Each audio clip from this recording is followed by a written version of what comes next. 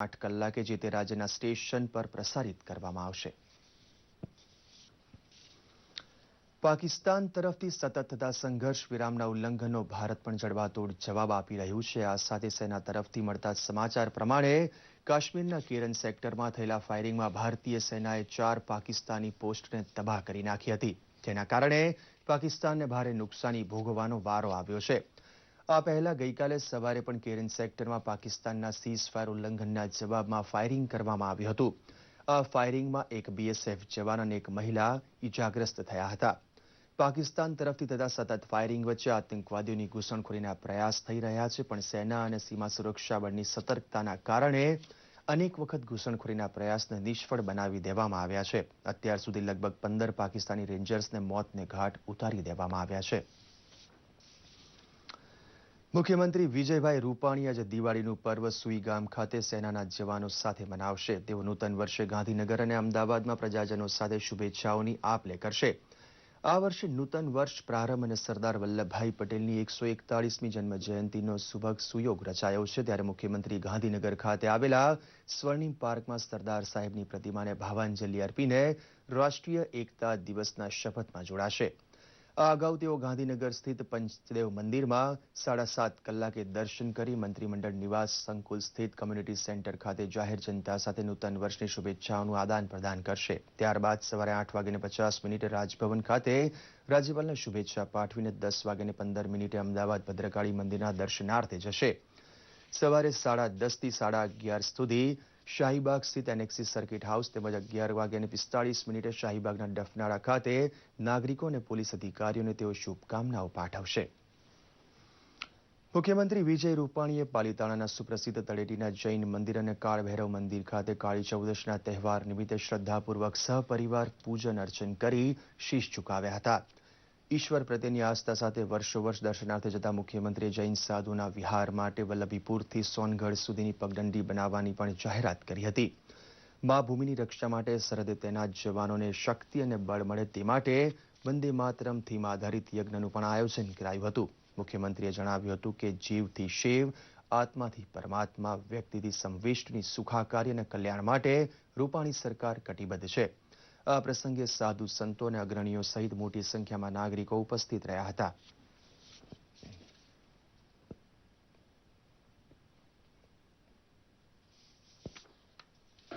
યજ્ઞ વંદે માતરમ અને ખાસ કરીને આ વખતે યજ્ઞની આહુતિમાં સંકલ્પમાં સરહદ ઉપર જે સેના અત્યારે લડી રહી છે ત્યારે એમની ચેતનાનો ખૂબ ઉર્જા મળે અને આ દેશ માટે ખૂબ શૌર્યવાન બને, સાથે સાથે જે શહીદ વીરો થયા છે એમને વીરાંજલિ, એ પ્રકારનો આજ વખતના યજ્ઞનો સંકલ્પ હતો।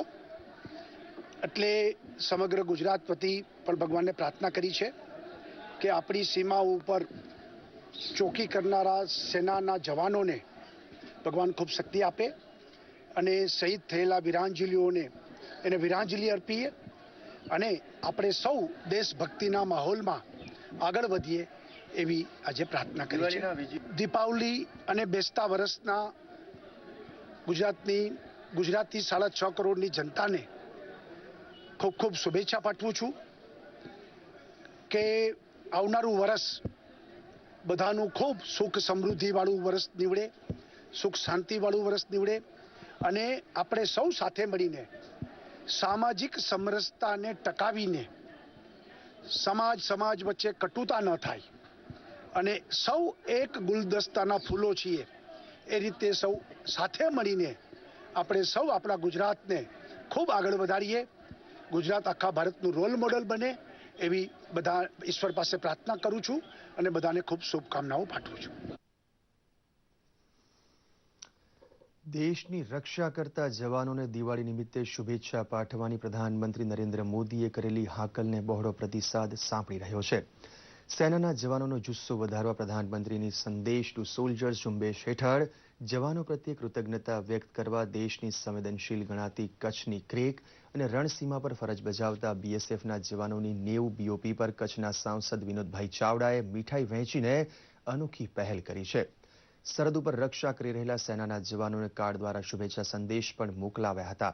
તહેવારોમાં દેશની રક્ષા કાજે વિકટ પરિસ્થિતિઓનો સામનો કરતા અને પોતાના પરિવારથી હજારો કિલોમીટર દૂર રહેતા જવાનોનો જુસ્સો વધારવા યોજાયેલા આ કાર્યક્રમમાં બીએસએફના ડીઆઈજી આઈ.કે. મહેતા સહિત અગ્રણીઓ ઉપસ્થિત રહ્યા હતા.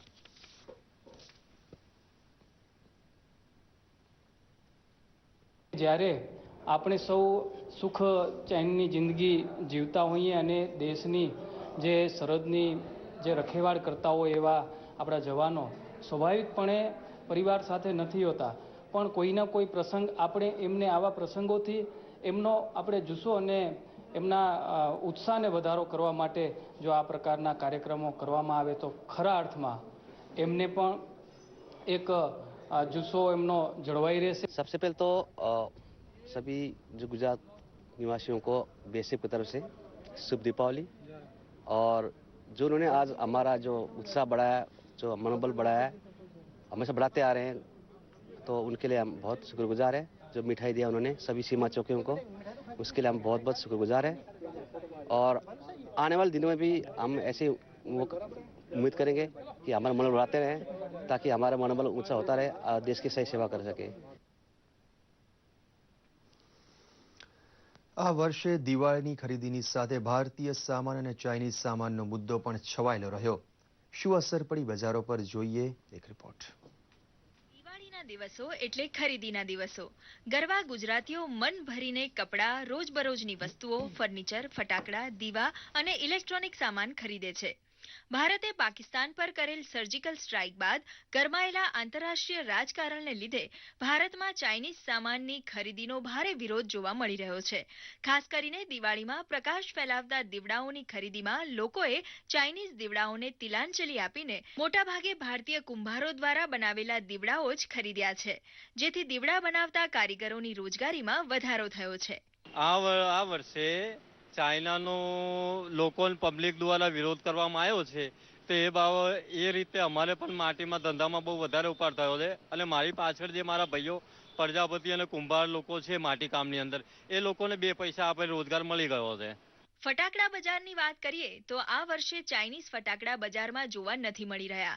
વાત કરીએ ઇલેક્ટ્રોનિક બજારની, જેમાં ખાસ કરીને ઇલેક્ટ્રોનિક બલ્બ સિરીઝ જે દિવાળીના દિવસોમાં લોકોના ઘરને જગમગાવે છે, તેમાં પણ મોટા ભાગના વેપારીઓએ ભારતમાં જ બનેલી સિરીઝ વેચવાનો આગ્રહ રાખતા બજારમાં રિપેરેબલ બલ્બ સિરીઝ જોવા મળે છે.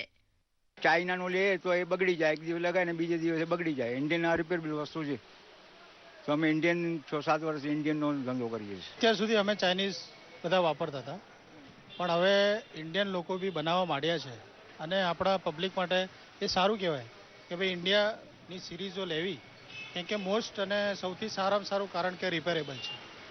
વર્ષોથી ચાઇનીઝ સિરીઝનો વેપાર કરતા વેપારીઓનું કહેવું છે કે ચાઇનીઝની સામે ભારતીય બનાવટની ઇલેક્ટ્રોનિક સિરીઝ ગુણવત્તા અને ભાવમાં ટક્કર નથી આપી શકતી. भले प्रोडक्ट चाइना का है तो इंडियन में भी तो चाइना मटेरियल डालते ही हैं लोग ऑलमोस्ट, तो डायरेक्टली मतलब सब चेंज नहीं होगा, तो इंडियन भी चाइना से ही बन रहा है. ભારતીય ઉત્પાદકો પણ જો ગુણવત્તા સુધારે અને કિંમત નીચી રાખે તો ગ્રાહકો તો માત્ર ભારતીય વસ્તુઓ જ ખરીદવા તૈયાર છે. દેવશી વરોતરિયાનો રિપોર્ટ, દૂરદર્શન સમાચાર, અમદાવાદ. દિવાળી એટલે પ્રકાશ અને રંગોનો તહેવાર, તેમાં પણ રંગોળીની કળાને કંઈક નોખા પ્રકારની કળા કહી શકાય. અને 3D રંગોળી થકી હુબહુ કૃતિ બનાવવી તો ખૂબ જ અઘરી બાબત કહી શકાય. ત્યારે સુરતના સાયન્સ સિટી આર્ટ ભવન ખાતે યોજાયેલું રંગોળીનું પ્રદર્શન અબાલ વૃદ્ધ સૌને આકર્ષી રહ્યું છે. ગળથૂથીમાં મળેલી રંગોળીની કળાને હસ્તગત કરનાર કસબીઓએ આ પ્રદર્શનમાં અતિ આકર્ષક કૃતિઓનું નિર્માણ કર્યું હતું. તેમાં પણ નરેન્દ્ર મોદી સાથે સેલ્ફી, ફિલ્મી કલાકારો અને ભારતીય સેનાના વડા સહિત અન્ય કેટલીક 3D કલાકૃતિઓ આકર્ષણનું કેન્દ્ર બની હતી. દંગ રહી જવા એવા અનોખા રંગોળી પ્રદર્શનને મોટી સંખ્યામાં સુરતવાસીઓએ નિહાળ્યું હતું.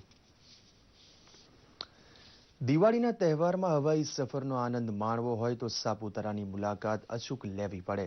ગુજરાતના ગિરિમથક સાપુતારા ખાતે પેરાગ્લાઇડિંગ ફેસ્ટિવલની શરૂઆત થઈ છે. આ પ્રસંગે ડાંગના કલેક્ટર મુકેશ ઠક્કર સહિતના આગેવાનોએ હાજરી આપી હતી અને મહોત્સવને ખુલ્લો મૂક્યો હતો. આ પ્રસંગે કલેક્ટરે ડાંગ જિલ્લા વિશે માહિતી આપી હતી. પ્રવાસીઓ માટે ડાંગ સંસ્કૃતિના કાર્યક્રમોનું પણ આયોજન કરાયું છે, તો પ્રવાસીઓએ પણ પેરાગ્લાઇડિંગની મજા માણી હતી.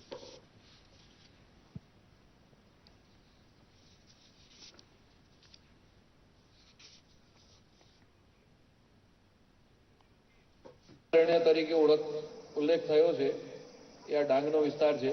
એ અહીંથી બસ્તર સુધી પ્રસરેલો વિસ્તાર હતો, પણ અહીંયા પણ હતો.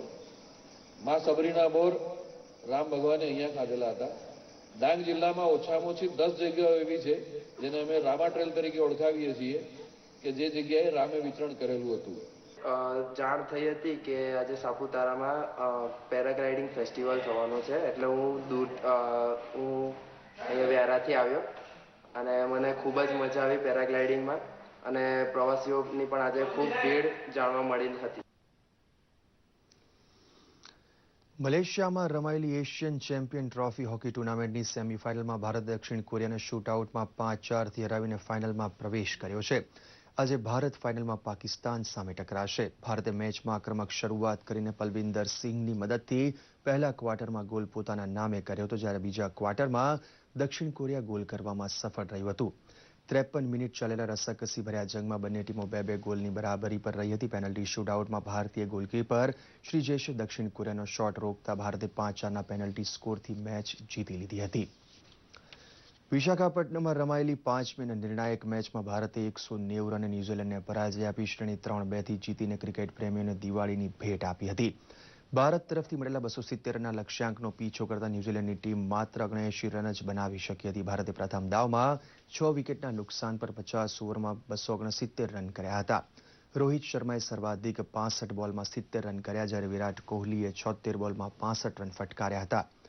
ભારત તરફથી અમિત મિશ્રાએ 18 રન આપીને 5 વિકેટ ઝડપી હતી. અમિત મિશ્રાને મેન ઓફ ધ મેચ અને મેન ઓફ ધ સિરીઝ જાહેર કરવામાં આવ્યો હતો. તો આ સાથે જ આ બુલેટિન સમાપ્ત કરીએ છીએ. નમસ્કાર.